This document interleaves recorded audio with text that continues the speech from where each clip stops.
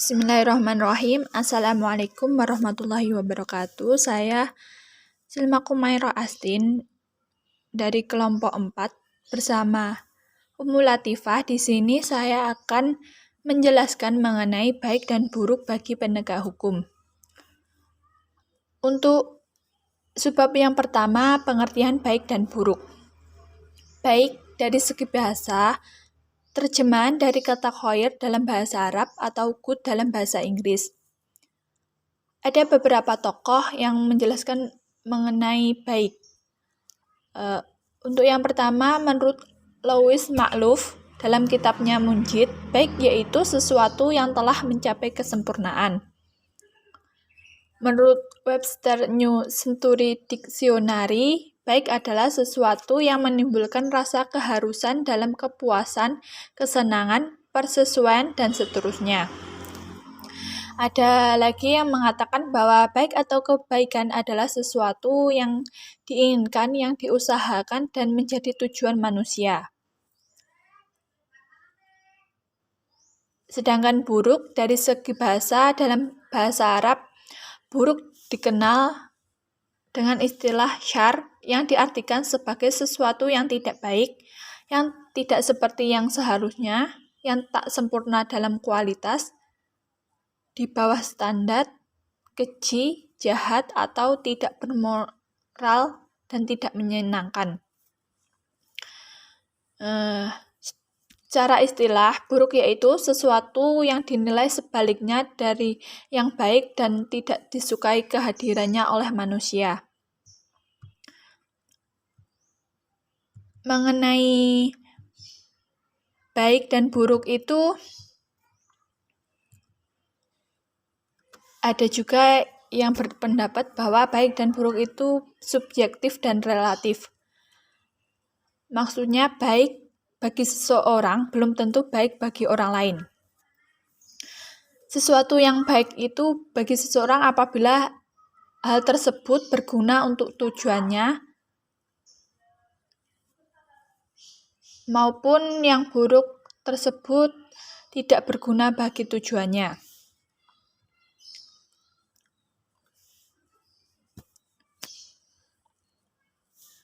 Untuk selanjutnya, ukuran baik dan buruk. Ada 5 ukuran baik dan buruk. Yang pertama, nurani. Jiwa manusia memiliki kekuatan yang mampu membedakan mana yang baik dan yang buruk. Kekuatan tersebut dapat mendorongnya berbuat baik dan mencegahnya berbuatan buruk. Kekuatan di sini disebut dengan nurani.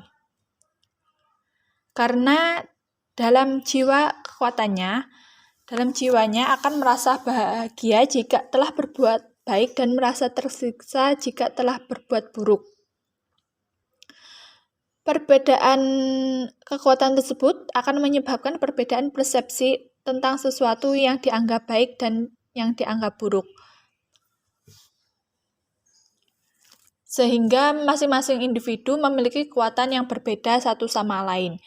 Untuk yang kedua, rasio. Rasio merupakan anugerah Tuhan yang diberikan kepada manusia yang membedakannya dengan makhluk lain.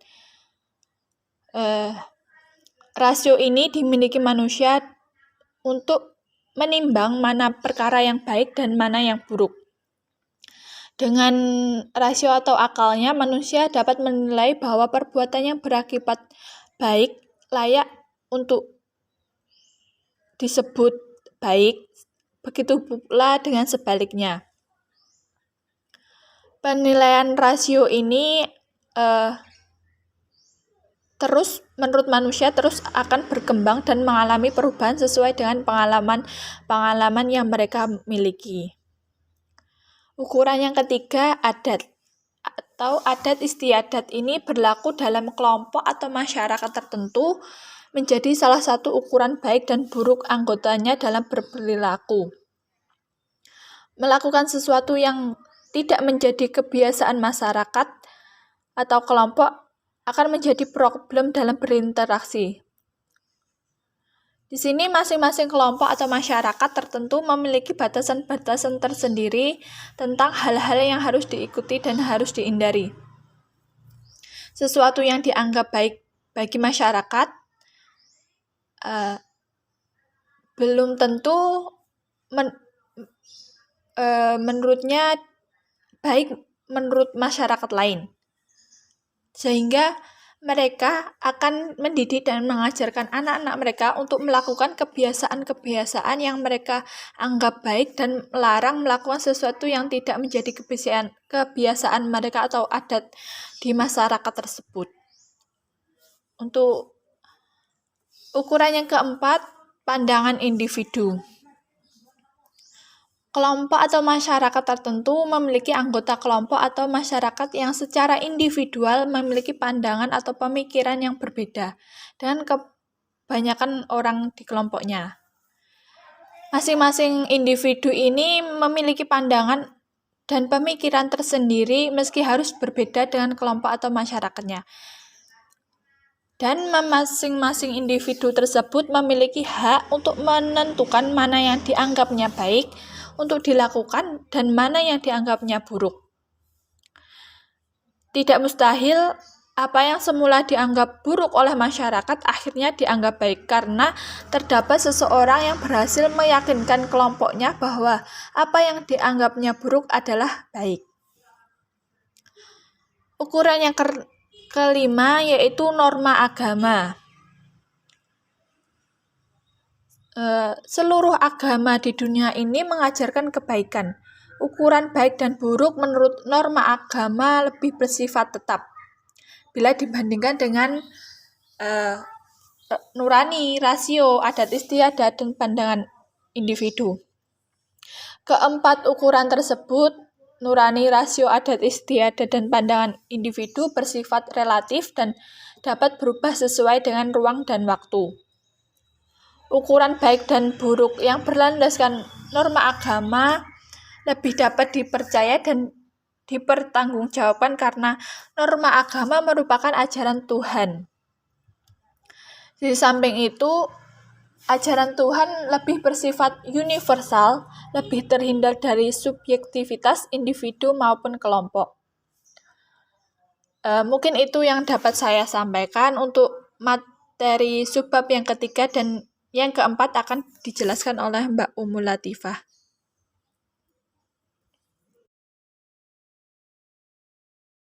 Baik, saya Umu Latifah Piska Ayunur Adiba dengan NIM 10219178 akan menjelaskan subbab dari bab baik dan buruk bagi penegak hukum. Mengenai penjelasan pengertian baik dan buruk serta ukuran baik dan buruk tadi sudah dijelaskan oleh rekan saya. Menjelaskan mengenai baik dan buruk dipandang dari segi paham dan aliran. Yang pertama adalah adat istiadat. Menurut aliran ini, baik atau buruk ditentukan berdasarkan adat istiadat yang berlaku dan ditentukan berdasarkan adat istiadat yang berlaku yang dipegang teguh oleh masyarakat. Jadi dalam paham ini, orang yang berpegang teguh pada adat dipandang baik, sedangkan orang yang menentang atau tidak mengikuti adat istiadat yang berlaku itu dipandang buruk. Bahkan kalau perlu itu dihukum secara adat.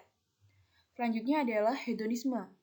Menurut aliran hedonisme, norma baik dan buruk adalah kebahagiaan. Karenanya suatu perbuatan apabila mendatangkan kebahagiaan, maka perbuatan itu baik. Jadi menurut aliran ini, setiap manusia itu selalu menginginkan kebahagiaan yang merupakan dorongan daripada tabiatnya. Dan ternyata, kebahagiaan adalah merupakan tujuan akhir dari hidup manusia. Oleh karena itu, jalan yang mengantarkan ke arahnya dipandang sebagai keutamaan atau perbuatan baik dan mulia. Dan selanjutnya adalah utilitarianisme. Maksud dan paham ini adalah agar manusia dapat mencari kebahagiaan sebesar-besarnya untuk sesama manusia atau semua makhluk yang memiliki perasaan. Menurut paham ini, yang melakukan perbuatan itu saja sebagaimana dikatakan oleh Epikurus, tetapi kelezatan semua orang yang ada hubungannya dengan perbuatan itu. Jadi maksudnya adalah kalau paham ini itu tidak hanya memikirkan kebahagiaan dirinya saja, melainkan memikirkan kebahagiaan orang lain. Jadi kebaikan itu yang dianggap suatu kebaikan itu adalah di mana ketika dia juga bisa membuat orang lain berbahagia, tidak hanya dirinya saja. Selanjutnya adalah paham intuitionisme, yakni paham ini berpendapat bahwa pada setiap manusia mempunyai kekuatan insting batin dapat membedakan baik dan buruk sekilas pandang. Jadi, apabila ia melihat suatu perbuatan, ia dapat semacam ilham yang dapat memberitahu nilai perbuatan itu, lalu menetapkan hukum baik dan buruknya. Oleh karena itu, kebanyakan manusia sepakat mengenai keutamaan seperti benar, dermawan, berani. Dan mereka juga sepakat menilai buruk terhadap perbuatan yang salah, seperti kikir dan pengecut. Selanjutnya adalah evolusionisme. Paham ini menjelaskan bahwa mereka yang mengikuti paham ini mengatakan bahwa segala sesuatu yang ada di alam ini mengalami evolusi.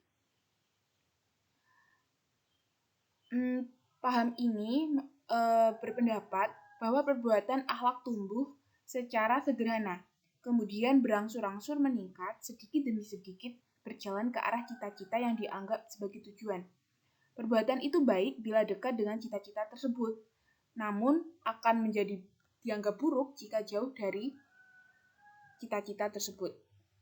Selanjutnya adalah paham idealisme, yakni suatu perbuatan dikatakan baik bila menghasilkan lezat dan bahagia, dan ini bisa terjadi bila cocok dengan keadaan di sekitarnya. Jadi dapat dilihat maksud dari paham ini adalah bahwa perbuatan manusia terkadang sesuai dengan keadaan yang mengelilinginya, maka hidupnya akan senang dan bahagia. Oleh karena itulah menjadi keharusan untuk mengubah dirinya menurut keadaan yang di sekelilingnya, sehingga dengan demikian sampailah ia kepada kesempurnaan atau kebahagiaan yang menjadi tujuannya. Jadi menurut paham ini menuntut kayak manusia itu untuk fleksibel terhadap segala suasana atau keadaan agar bisa menuju kebahagiaan. Adalah naturalisme. Menurut paham ini, ukuran baik dan buruknya perbuatan manusia itu adalah perbuatan yang sesuai dengan fitrah atau naluri manusia itu sendiri. Jadi, aliran ini menganggap bahwa kebahagiaan yang menjadi tujuan dari setiap manusia didapat dengan jalan memenuhi panggilan nature atau kejadian manusia itu sendiri. Di mana pola pemikiran pada aliran ini menyangkut baik dan buruk didasarkan pada adanya kelangsungan hidup di dunia ini. Selanjutnya adalah aliran teologis, di mana yang menjadi ukuran baik dan buruknya perbuatan manusia menurut paham teologis ini adalah didasarkan atas ajaran Tuhan, apakah perbuatan itu diperintahkan atau dilarang olehnya. Jadi segala perbuatan yang diperintahkan Tuhan itu yang baik, dan segala perbuatan yang dilarang oleh Tuhan itu disebut perbuatan yang buruk, di mana ajaran-ajaran tersebut sudah dijelaskan dalam kitab suci. Seperti kalau umat Islam adalah di Al-Quran, selanjutnya kalau Kristiani itu di Injil. Dan selanjutnya adalah paham eudaimisme, yakni manusia mengejar suatu tujuan, sedangkan tujuan tertinggi atau terakhirnya adalah kebahagiaan eudaimonia. Selanjutnya adalah aliran pragmatisme, di mana aliran ini menitik beratkan pada hal-hal yang berguna dari diri sendiri, baik yang bersifat moral maupun material. Titik beratnya adalah pengalaman. Jadi oleh karena itu, penganut paham ini tidak mengenal istilah kebenaran, sebab kebenaran bersifat abstrak dan tidak akan diperoleh di dunia empiris. Selanjutnya adalah aliran eudaimisme, yakni berpandangan bahwa eksistensi di atas dunia selalu terkait pada keputusan-keputusan individu. Jadi, maksud dari paham ini adalah andaikan individu tidak mengambil suatu keputusan, pasti tidak ada yang terjadi. Individu sangat menentukan terhadap sesuatu yang baik bagi kepentingan dirinya. Jadi maksudnya dari aliran ini adalah sebab akibat ya. Jadi ketika individu tidak mengambil keputusan-keputusan tertentu, maka juga tidak akan ada dampak tertentu yang terjadi dalam hidupnya.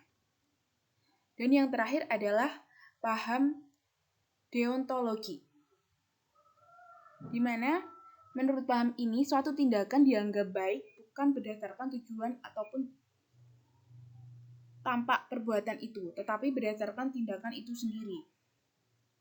Dengan kata lain, perbuatan tersebut bernilai moral karena tindakan itu dilaksanakan berdasarkan kewajiban yang memang harus dilaksanakan terlepas dari tujuan atau akibat dari tindakan itu. Itu tadi adalah beberapa paham yang menjelaskan mengenai baik dan buruk. Dan dari penjelasan paham-paham yang sudah saya jelaskan itu dapat ditarik kesimpulan bahwasanya baik dan buruk itu tidak bersifat mutlak atau dikatakan bersifat subjektif dan juga fleksibel gitu. Tergantung dari sudut pandang mana dan paham apa yang melihatnya. Jadi pendapat setiap orang atau paham mengenai baik dan buruk itu bisa berbeda-beda atau tidak bersifat mutlak.